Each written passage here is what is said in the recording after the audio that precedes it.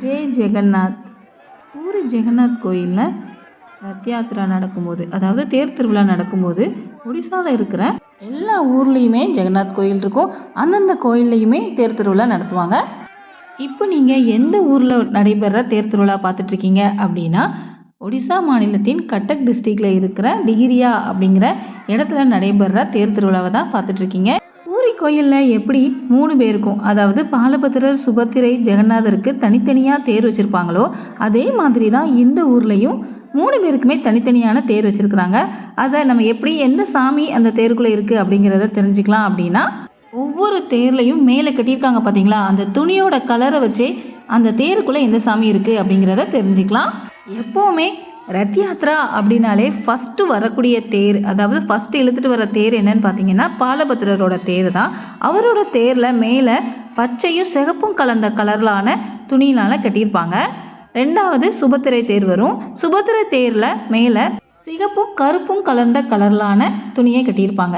3வதாக தான் உலகின் மகா பிரபுவான கிருஷ்ணரின் அவதாரமாக பார்க்கக்கூடிய ஜெகநாதரோட தேர் வரும்.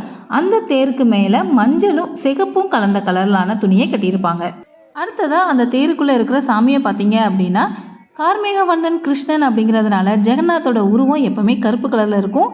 அடுத்ததாக பாலபத்திரரோட சிலை ஒயிட் கலரில் இருக்கும். சுபத்திரையோட சிலை ரெட் கலரில் இருக்கும்.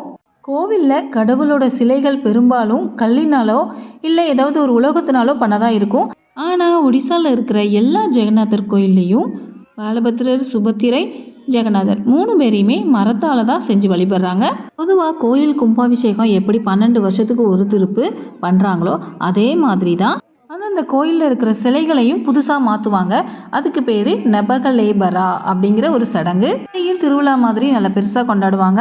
நபகலேபரா அப்படிங்கிறது என்ன அப்படின்னா, ஜெகநாதரின் அடையாள மரணம் மற்றும் மறுபிறப்பை குறிக்கும் ஒரு புனித சடங்காகும்.